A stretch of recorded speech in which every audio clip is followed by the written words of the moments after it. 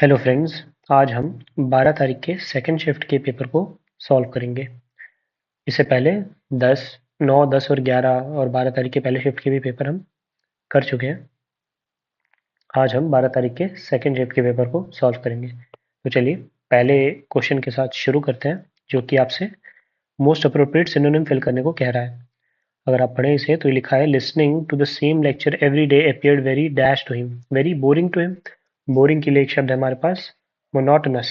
Monotonous भी मतलब होता है डल एंड बोरिंग। बाकी शब्दों का अगर मतलब देखें तो मोनोलिथिक मतलब होता है made up of a single, मतलब बड़ा सा रॉक से अगर कुछ बना हो। मोनोलिथ, लिथ मतलब वैसे तो स्टोन होता है, लेकिन इसे आप बड़ा या शक्तिशाली के लिए भी इस्तेमाल कर सकते हैं। फ्यूरियस मतलब होता है someone who is very angry. और नर्वस मतलब समवन हु इज एंशियस या वरिड, कोई परेशान हो, उसके लिए आप नर्वस का इस्तेमाल कर सकते हैं। ऑप्शन थर्ड था इसका करेक्ट आंसर। अगले में आपसे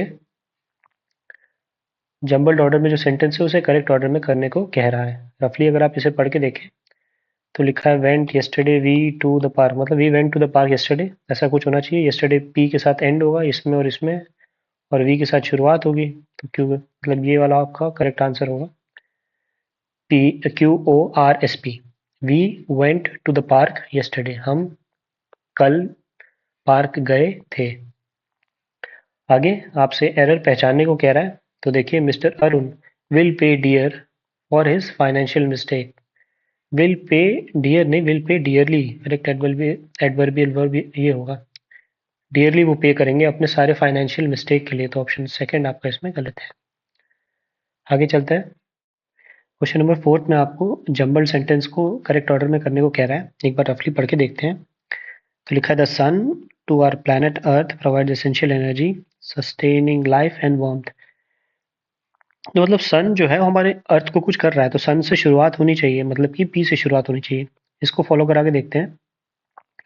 तो द सन, उसके बाद ओ, प्रोवाइड एसेंशियल एनर्जी, ठीक है, फिर Q, to our planet earth, ठीक है, R, sustaining life and warmth. देखिए यही सबसे अप्रोप्रिएट हो जाएगा अगर आप फॉलो करा के देखें तो। ऑप्शन सेकंड, मतलब कि जो सन होता है वो हमारा जो प्लैनेट, हमारे प्लैनेट अर्थ को सस्टेनेबल रखता है, वार्मथ प्रोवाइड करता है और एसेंशियल एनर्जी भी देता है, जिससे कि लाइफ चल सके। अगले में आपसे पैसिव में कन्वर्ट करने को कह रहा है, सेंटेंस को पढ़ के देखते हैं। Scientist were conducting experiments on newly discovered species. Scientist जो थे, कंडक्टिंग, देखिए यहाँ आईएनजी है और वर है, माने पास्ट की बात हो रही है, और आईएनजी माने पास्ट कंटिन्यूअस टेंस की ही बात रहेगी। तो देखिए आप पढ़ के देखते हैं, यहाँ पे देखिए हैज आ गया, पर प्रेजेंट परफेक्ट बना दिया, तो इसे काट दीजिए। यहाँ भी हैज है, ये भी कट जाएगा, बचे दो। यहाँ देखिए हैड बीन आ गया, तो ये भी गलत हो गया, तो बच गया आपके पास सिर्फ एक, ये आ गया ऑप्शन सेकंड। यही होगा आपका आंसर भी। Experiments were being conducted on the newly discovered species by scientist. Option second आपका इसमें करेक्ट आंसर है। आगे चलते हैं। 6 क्वेश्चन आपसे एंटोनिम पूछ रहा है विटी का। पढ़ के देखते हैं sentence. She has dash remarks about everything. Witty मतलब होता है क्लेवर एंड अम्यूजिंग, तो वैसा कुछ होना चाहिए हमारे पास जो अम्यूजिंग ना हो। अम्यूजिंग जो नहीं है वो है ऑप्शन सेकंड, मतलब she has witty remarks about, वो काफी चालाकी से और काफी अम्यूजिंग, जो कि लोगों को अच्छी सी लगे वैसे रिमार्क्स देती थी। तो ऑप्शन सेकंड आपका इसमें करेक्ट आंसर होगा। विमिस्कल मतलब होता है क्या, प्लेफुल या फैंसीफुल, जो थोड़ा अजीब सा लगे। सॉरी मतलब से क्षमा मांगना, वो फुल माने जो दुख भरा हो। आगे चलें तो देखिए यहाँ पे लिखा हुआ है अप्रोप्रिएट ऑप्शन से आपको सब्सटीट्यूट करना है। पढ़ते हैं। 5 years later I was eating this same dish at the same restaurant, यहाँ पे बदलना है। अब देखिए पास्ट टेंस की बात हुई ना, 5 साल, 5 years लेटर, 5 साल बाद आई वॉज ईटिंग, तो आई हैड बीन ईटिंग होगा यहाँ पे, पास्ट परफेक्ट टेंस की बात करेंगे यहाँ। Option third, I had been eating this same dish at the same restaurant, 5 साल बाद भी मैं सेम रेस्टोरेंट पे सेम डिश खा रहा था। तो इस तरह के केस में आप पास्ट परफेक्ट का इस्तेमाल करते हैं। अगले पे चलते हैं। देखिए वो आपसे एरर पहचानने को कह रहा है, पढ़ के देखते हैं। The employees were comfortable with me and they talked about their problems since I have worked there as a manager. अब देखिए आई के साथ हैज़ लगा है, ये कुछ अलग सा लग रहा है यहाँ पे। मतलब क्या कह रहा है, जो एम्प्लॉयज़ थे वो काफ़ी कंफर्टेबल थे उसे उसके साथ बात करने के लिए, क्योंकि अपनी प्रॉब्लम्स के बारे में बात करने के लिए, क्योंकि वो वहाँ पे मैनेजर के तौर पे काम कर चुका था। तो आई हैज़ नहीं होता है, आई हैव या आई हैड होना चाहिए ना। तो यहाँ पे आई हैव होगा, तब करेक्ट होगा ये। तो आई हैज़ ऑप्शन थर्ड इसमें गलत है। अगले में आपसे एंटोनिम पूछ रहा है शब्द पैरालाइज्ड का। पैरालाइज्ड मतलब क्या होता है, जो जिसका कोई बॉडी का कोई पार्ट काम ना कर रहा हो।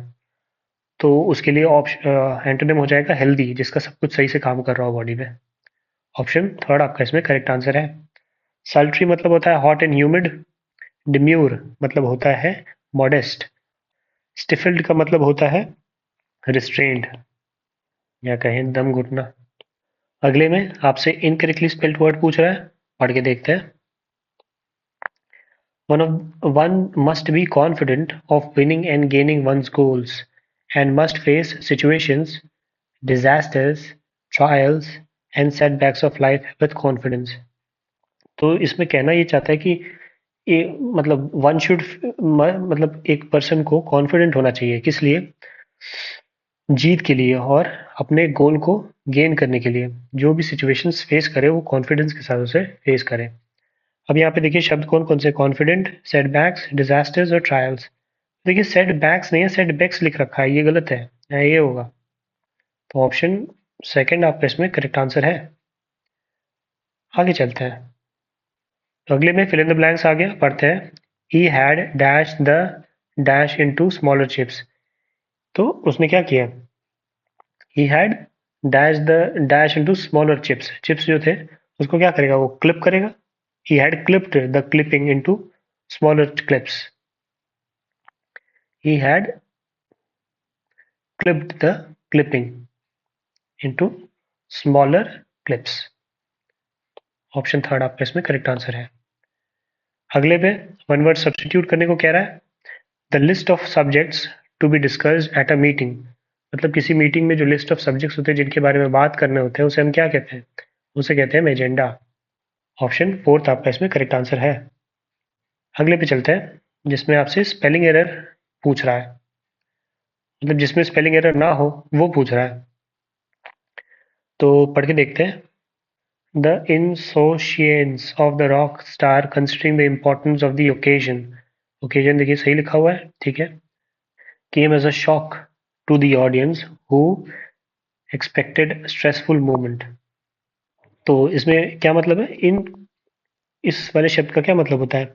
insouciance का मतलब होता है someone who's casual और having no effect onto something। casual और lack of concern या indifference के लिए आप कहते हैं। तो मतलब वो इम्पोर्टेंट मोमेंट जो था, ओकेजन जो था रॉकस्टार ने उसमें भी कोई ज़्यादा वो नहीं दिया, मतलब बहुत ज़्यादा उसे फ़र्क नहीं पड़ा। तो ये काफ़ी शॉक की तरह आया ऑडियंस को। लोगों ने सोचा था कि वो अपना 100% दे के उन्हें चीयर अप करेगा, मगर लेकिन ऐसा हुआ नहीं। यही वाला सेंटेंस है जो करेक्ट है। बाकी सब में कुछ ना कुछ एरर है, मैं बताता हूँ आपको कौन कौन सी। जैसे अगले में अगर आप देखें तो देख सकते हैं आप यहाँ पे क्या लिखा हुआ है, द फोकस ऑफ एग्जीबिशन। ये देखिए एग्जीबिशन गलत लिखा हुआ है। अगले में अगर आप यहाँ पे देखें, यहाँ ब्यूक्लिक भी गलत लिखा है, ब्यूकॉलिक होता है, ये भी गलत है। इसके बाद लास्ट वाले में अगर आप देखें तो यहाँ देखिए सूर्यलिज्म, ये भी गलत लिखा हुआ है। तो इन तीनों के आप मुझे करेक्ट स्पेलिंग कमेंट बॉक्स में बताइएगा। आगे चलते हैं। तो इसमें आपको एक्टिव वॉइस में कन्वर्ट करने को कह रहे हैं, सेंटेंस को पढ़ते हैं। The drug peddler was arrested by the narcotics team. Was है मैंने पास्ट टेंस में आपका सेंटेंस होना चाहिए, देखिए यहाँ हैज आ गया, ये गलत हो गया। यहाँ अरेस्टेड होना चाहिए, पास्ट मतलब अरेस्टेड ही होगा, क्योंकि देखिए सब में अरेस्टेड आ रहा है। इसी एक में अरेस्ट लिखा हुआ, इसलिए ये भी गलत हो गया। सबसे अप्रोप्रिएट कौन सा होगा इसमें, ये होगा the narcotics team arrested the drug peddler. Option third आपका इसमें करेक्ट आंसर होगा। लास्ट वाले में भी देखिए यहाँ पे वॉज आ गया ना, इसीलिए गलत हो रहा है। The narcotics team was arrested by the drug peddler.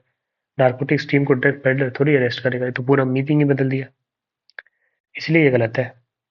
अगर आप 15वें में देखें तो इसमें भी आपको मीनिंगफुल फॉर्म में सेंटेंस को फॉर्म करने को कह रहा है, पढ़ के देखते हैं। ए से तो शुरुआत है, आई, क्योंकि सब में आई है। आई के बाद बी देखते हैं, आई द शेफ, ये तो गलत हो गया। आई आई के बाद दैट तो नहीं आएगा, तो पहला तो काट दीजिए।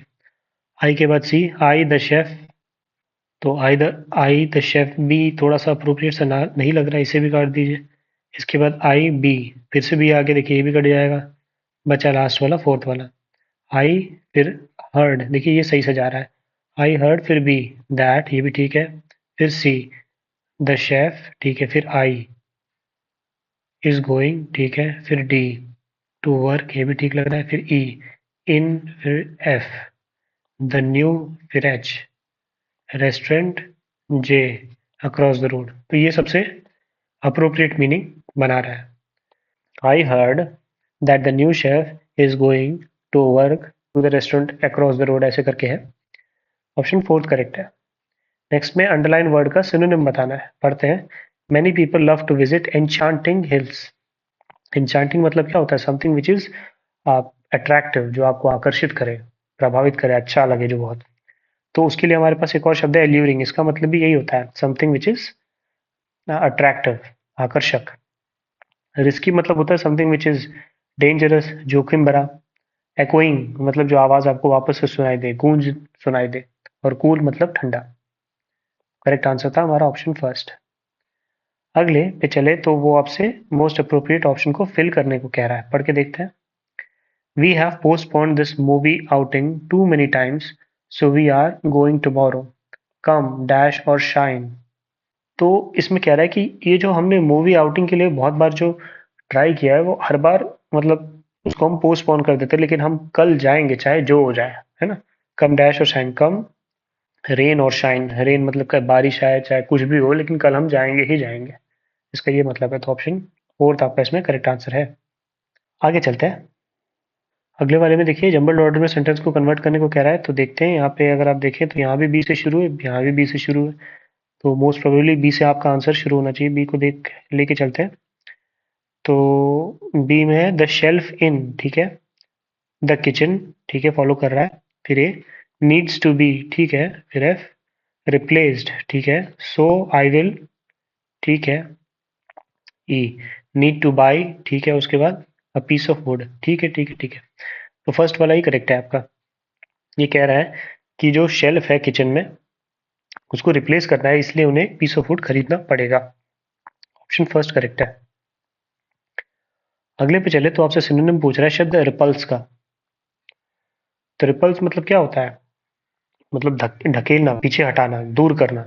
उसके लिए हमारे पास एक और शब्द है रिपील, रिपेल, मतलब कि इसका भी ड्राइव अवे या पीछे हटाना ही मतलब होता है।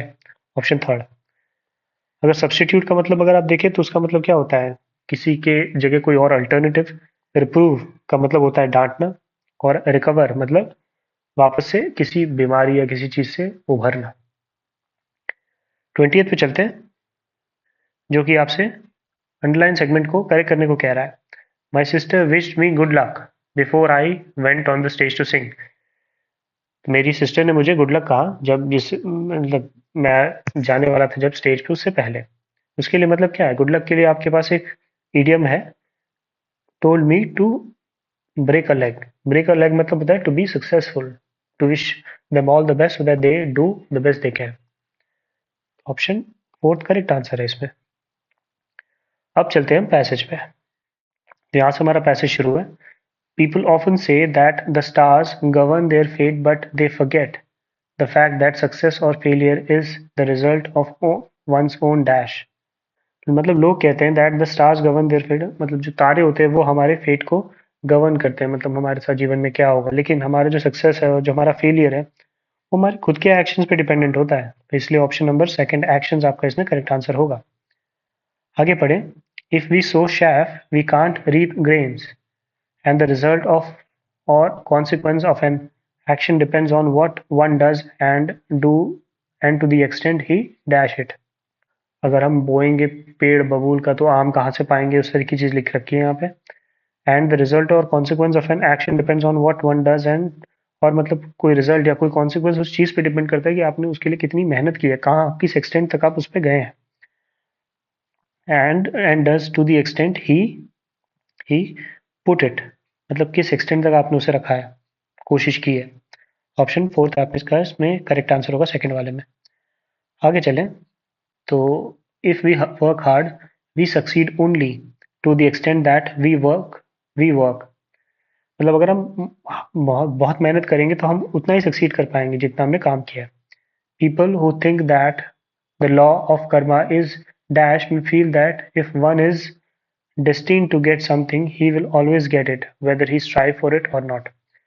जो लोग ये सोचते हैं, देखिए, people who think that the law of Karma is, क्या हो सकता है, ग्रेटेस्ट। यहाँ पे हम सबसे सुपरलेटिव डिग्री की बात करेंगे तो यहाँ सुप्रीम। अगर अगर वो लोग जो थिंक कि कर्मा का जो लॉ है वो सबसे ग्रेट है, वो ये सोच सकते हैं कि उन्हें वो चीज़ मिले ही मिलेगी, चाहे वो उसके लिए मेहनत करें या ना करें। तो ऐसा होता है ना, अगर आप मेहनत ना करो तो आपको चीज़ें नहीं मिलेंगी।